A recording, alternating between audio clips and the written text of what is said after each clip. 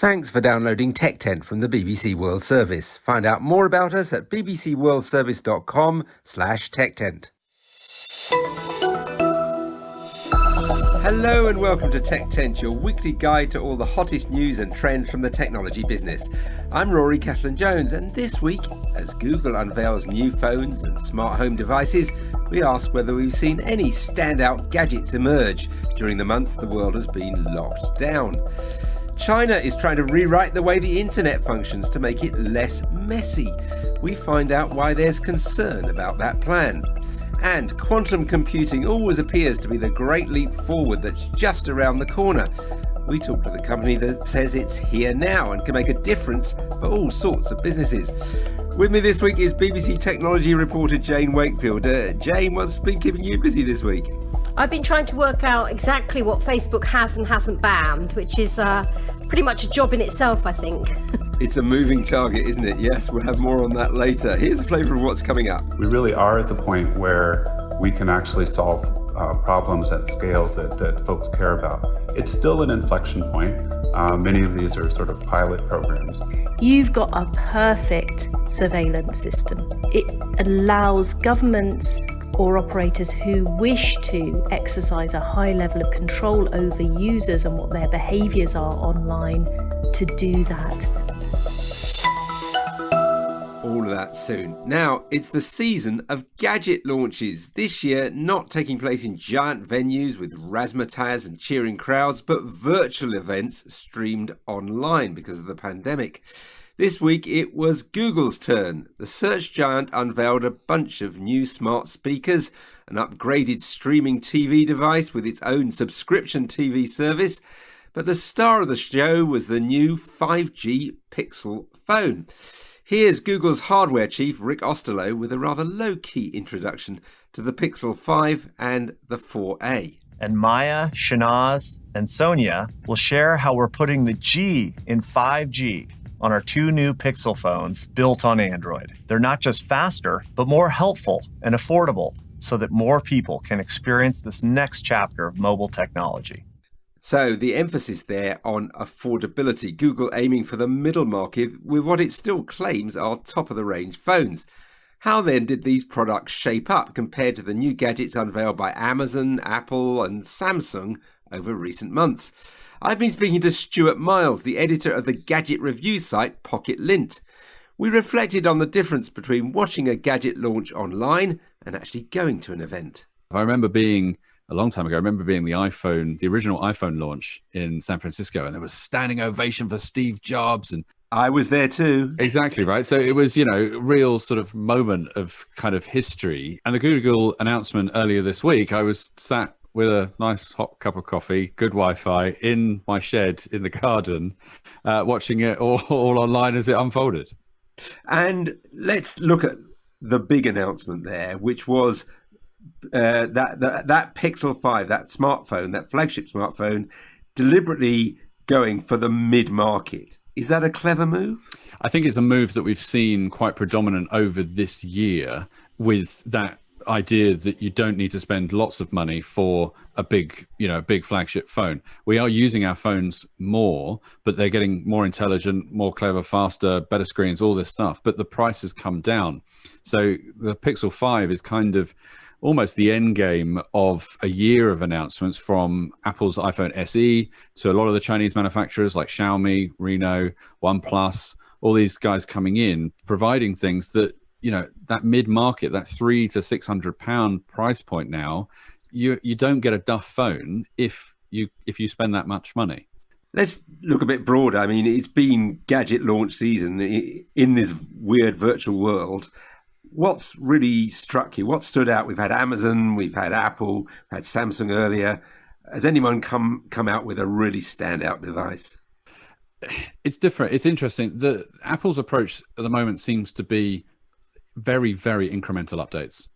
We saw the watch and the iPad. The iPad were kind of like, well, we've seen it all before, but it's in a different guise, and we've remastered some of the things that we've used a couple of years ago and made it look shiny.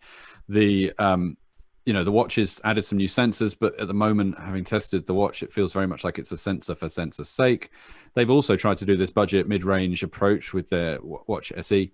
And then you had Amazon a couple of weeks ago now, kind of just pretty much throwing anything at it in a typical Amazon way, where there was just so many launches thick and fast. Again, incremental updates, some bonkers things where they're really just trying to fit the holes of every product space available. A drone for your indoors, an indoors drone. Yeah, an indoor drone that will, that saves you having to have a security camera in every room. Why not just have one that flies around your house? I did love in the small print that there was a moment that said you can't do stairs, very much like a Dalek. So you'd need two of these things, obviously. But even, their Ring product, which is obviously doorbells, they bought that business a couple of years ago.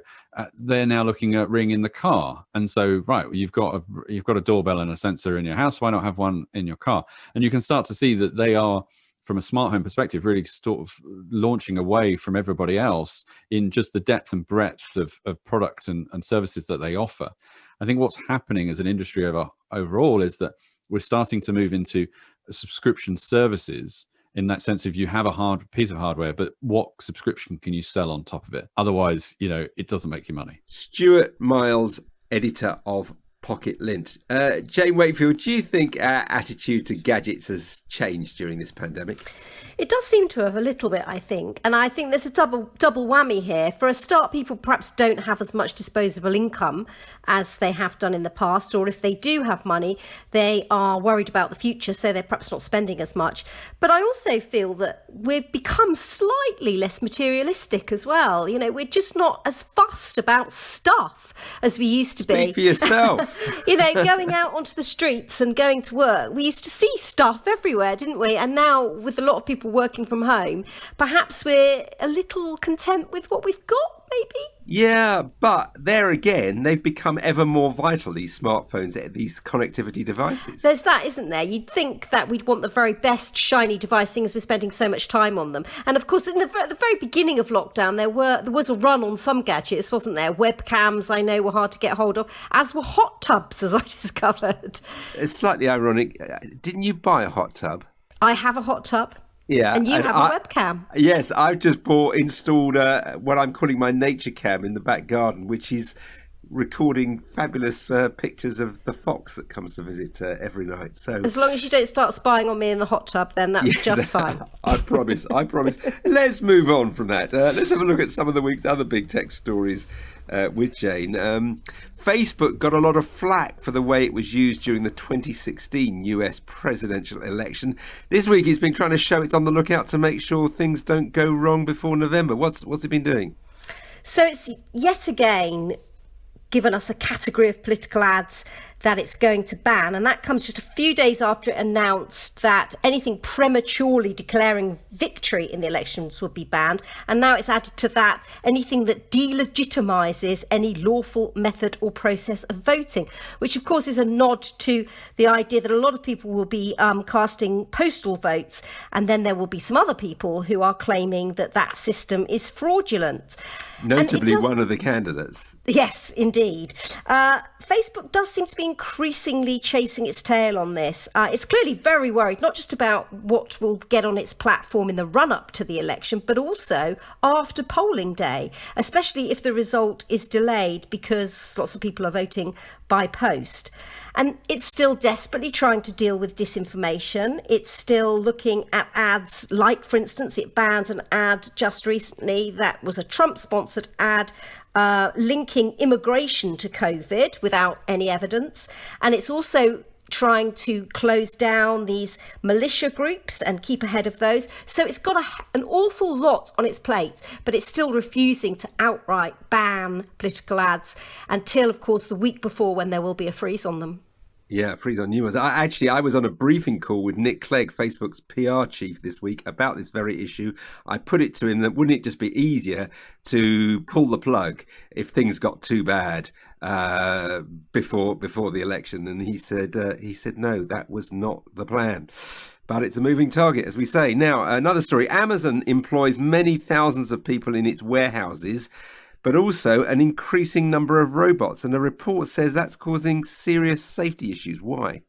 So Amazon has long been fighting claims that conditions in its warehouses are not what they should be. And this latest report from the Centre for Investigative Reporting suggests that it's seen internal records for 150 warehouses, which suggests that serious injuries are 50 times higher for those that have robots.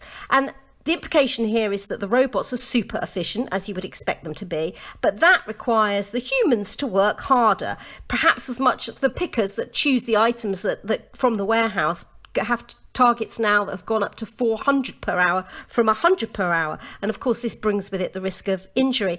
Now, it's worth noting that Amazon refutes the claim, saying the data has been misinterpreted and that the numbers are higher because it actively encourages reporting even of very minor incidents.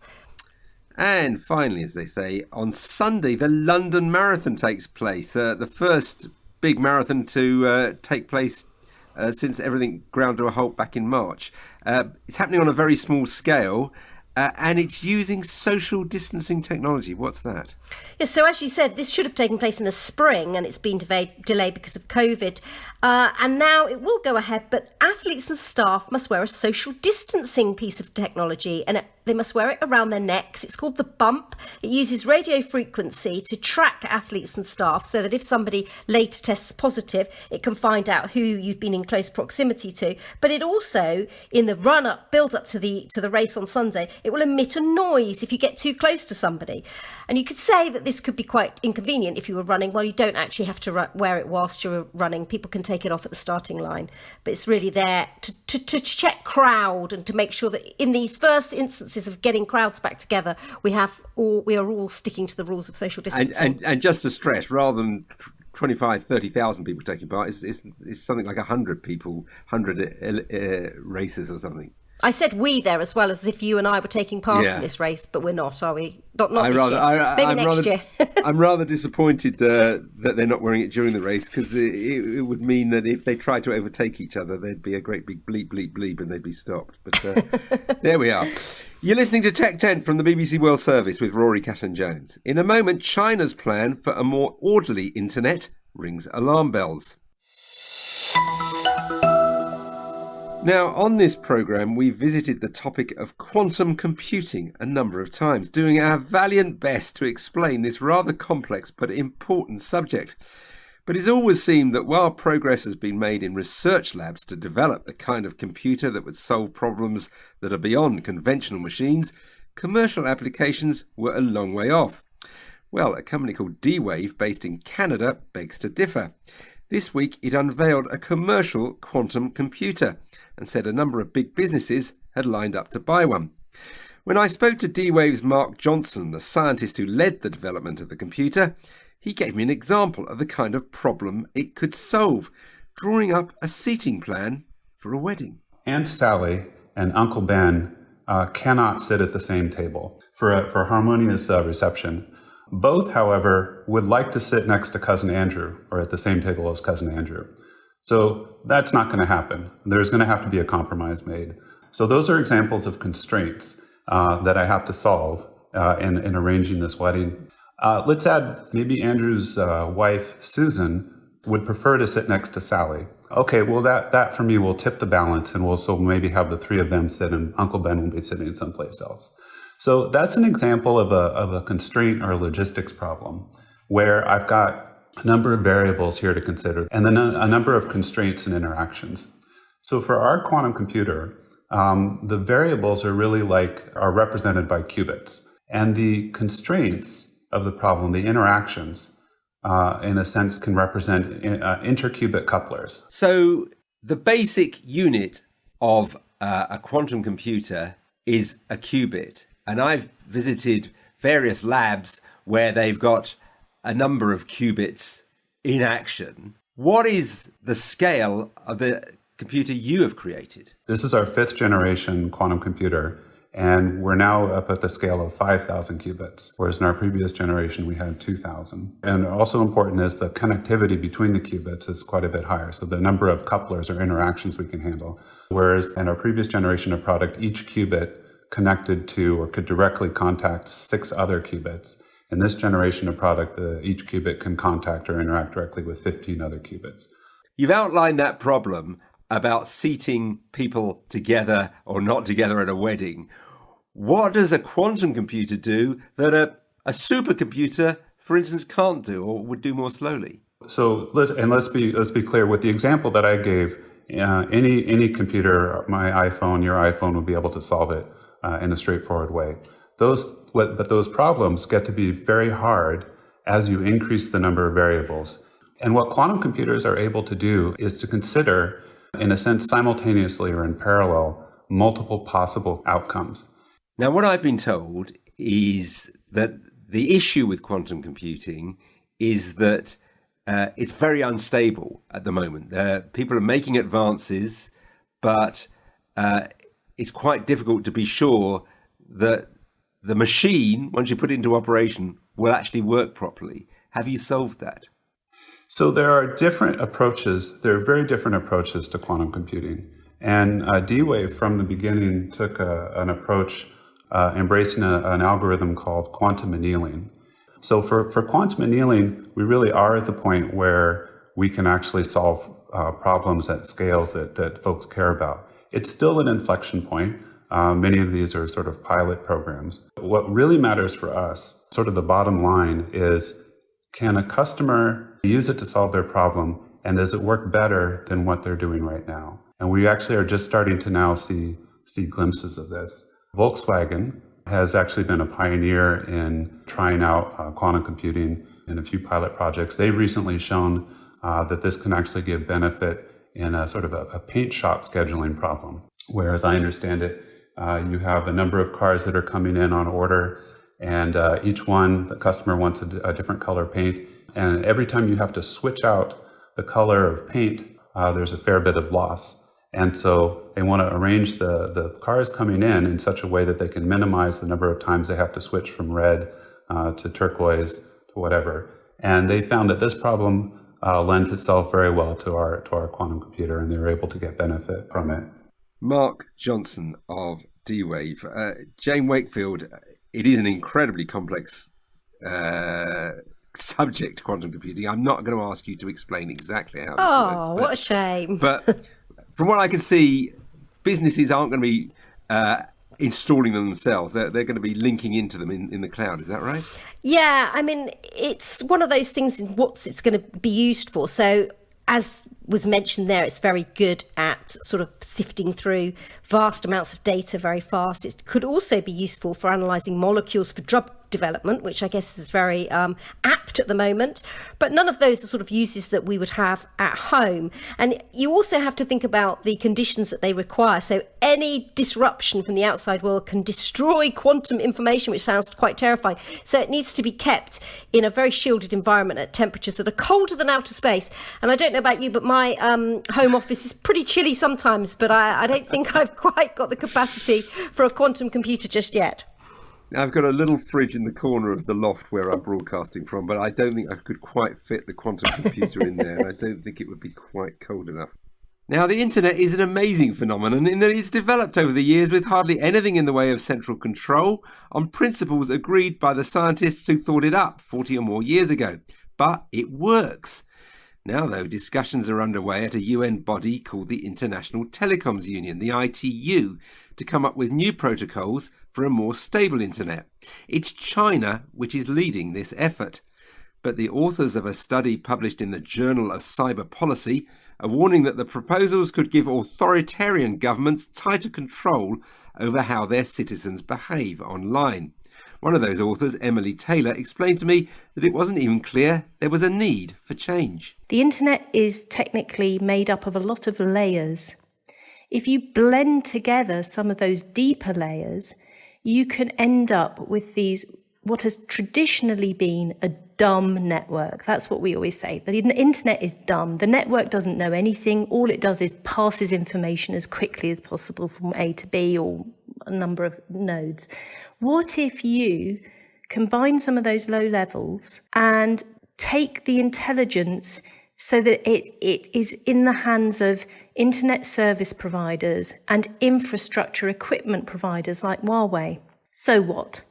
Well, if at the same time you re-architect the internet identifiers, the domain name system, IP addresses, you have a blockchain, an encrypted core, where the end of that, it will give a lot of guarantees of trust to anybody who is verified and authorized to go on the network by an operator. You give each person who's connected to the network a persistent identifier that will stay with them throughout. You've got a perfect surveillance system. It allows governments or operators who wish to exercise a high level of control over users and what their behaviours are online to do that. Presumably there's quite some pushback against this, isn't there, even at the ITU? There is at the ITU. The pushback has really started coming outside of the ITU. So the technical community who do internet standards are very derisive about these proposals. First of all, they quite rightly point out, look, if you want to solve problems like getting more people online, the internet current architecture is absolutely beautifully capable of solving that problem. You don't need to do this. They point to a real lack of technical specifics. It's really hard to get a real sense of how this would work in practice, whether it has been deployed.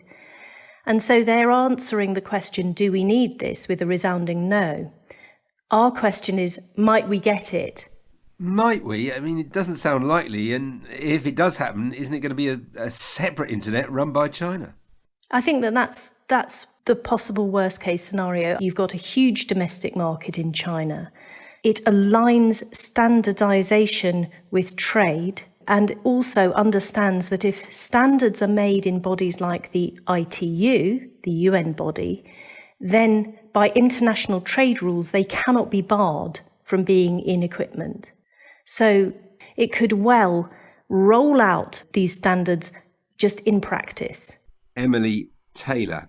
And Jane Wakefield, there's plenty of evidence, isn't there, that the internet has actually coped remarkably well during the pandemic, given all the strains put on it. It has been quite surprising, hasn't it? And, we've seen, this isn't the first time that we've seen countries wanting to interfere with the traditional way the internet kind of goes. In Russia last year, they successfully tested their own alternative to the global internet. China already has an internet that looks very different from the one we see. Iran also, so perhaps this is just another example of politics getting involved with technology and perhaps wanting a little more control over what goes on the internet. It's kind of remarkable that it hasn't happened before, but yes, we are seeing some big divides opening up in the way the internet is governed. Well, that's all for this week. Thanks to my BBC colleague Jane Wakefield. You can read all of her stories and mine at bbc.com/technology. And don't forget to join us again in the Tech Tent at the same time next week.